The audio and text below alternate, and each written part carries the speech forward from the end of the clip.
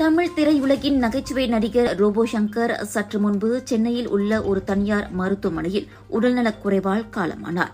46 வயதாகும் ரோபோ சங்கர் ஏற்கனவே மஞ்சள் காமாலை நோயால் பாதிக்கப்பட்டிருந்த நிலையில் அவருக்கு கல்லீரல், சிறுநீரகம் பாதிக்கப்பட்டதாக அறியப்படுகிறது. அவரின் திடீர் மறைவு திரையுலகினரை பெரும் அதிர்ச்சியில் ஆழ்த்தியுள்ளது.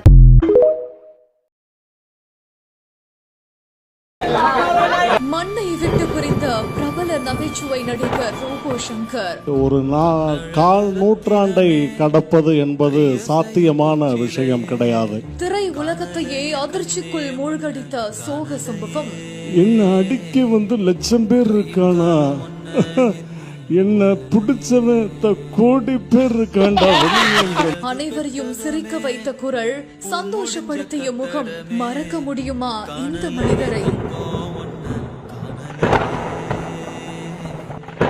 நகைச்சுவை நடிகரான ரோபோ சங்கர் சினிமா ஷூட்டிங்ல மயக்கம் அடைந்து பெருங்குடி மருத்துவமனையில சிகிச்சைக்காக அனுமதிக்கப்பட்ட நிலையில இப்ப அவரு உயிர் பிரிஞ்சிருக்கிறதா தகவல் வெளியாகி இருக்குது. தன்னோட பேச்சினாலையும் நகைச்சுவையினாலையும் உலகத்துல இருக்கக்கூடிய நிறைய மக்களை சிரிக்க வச்ச இந்த ஒரு மனுஷன் இப்போ அனைவரையுமே சோகத்துல மூழ்கடிச்சிட்டு போயிருக்காரு.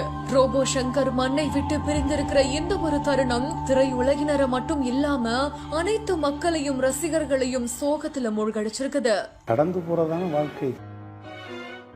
நான் வீட்டில் சிக்காக இருந்தப்ப வந்தவுடனே ஒப்பாரி வைக்கிறது, நம்மளை பார்த்துட்டு நம்மளை அப்படி வேறு மாதிரி பார்த்துருப்பாங்க அப்படின்ட்டு நம்மளை ஓரளவு அப்படி தெளியும் போது நம்மளை வந்து ஏதாவது சொல்லிவிட்டு போயிடுவாங்க. பார்த்துருக்கீங்களா? இப்போ ஆஸ்பத்திரியிலே நம்ம படுத்துருக்கோம்னா நாளைக்கு உங்களுக்கு டிஸ்சார்ஜ் சார்னு சொல்லிடலாம். நாளைக்கு டிஸ்சார்ஜ்னு எந்திரிக்கும் போது பழைய வீடு இங்கே வராமல் பார்த்துக்கடா, என்னமோ தெரியல வந்துருவியோன்னு பயமாக இருக்கா அப்படின்னு சொல்லிட்டு அவன் பாட்டு போயிடுவான். நமக்கு நெஞ்சு பகிர் இப்போ தாடா எந்திரிக்கிறோம்னு. அதனால நான் நிறைய வெயிட்டு கொஞ்சம் குறைக்கணும் அப்படின்னு சொன்னார் எங்கள் அண்ணன்ட்ட. அப்போ நீங்கள் சொன்னாதான் சார் கேட்பேன், நாங்கள் சொன்னால் கேட்க மாட்டேன், நானே சொல்கிறேன்ட்டு முதுகில் தட்டி சீக்கிரம் வெயிட்டு குறைங்க அப்படின்னாரு. இப்போ பேர் வைக்க போகும்போதும் அதே மாதிரி தான், வெயிட் இன்னும் கொஞ்சம் குறைக்கணும் அப்படின்னா. சார் நான் குறைச்சிருக்கேன், உங்களுக்கு தெரியாதா சார், நான் வந்து முதல்ல பாடி பில்டர் தான்.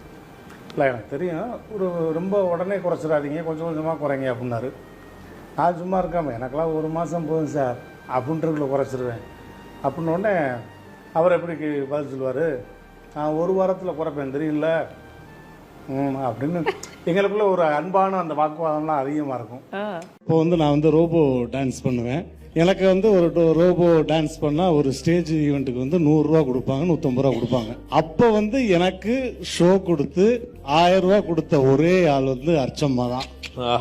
சூப்பர். ஆமா, ஏன்னா அப்போ வந்து கோயில் திருவிழா நிறைய அந்த மாதிரி தான் பண்ணிக்கிட்டு இருப்போம். அப்போ எல்லாம் கார்பரேட் ஈவெண்ட் வந்துருச்சுன்னா அன்னைக்கு ஃபுல்லாக நான் தூங்கவே மாட்டேன்.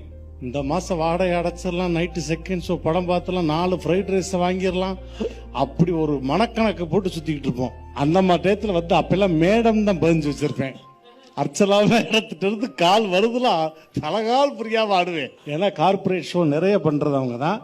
நான் 2000 முத தொலைக்காட்சின்னு வந்து முத தொலைக்காட்சியில என்னுடைய ஷோ வந்ததுமே இளமை புதுமைன்னு இவங்களுடைய ஷோ தான். இவங்க தான் என்னை ஃபர்ஸ்ட் இன்டர்வியூ எடுத்தாங்க. அதுதான் என்னுடைய முதல் பிரவேசமே. ஸோ அதுக்கு வந்து தேங்க்யூ.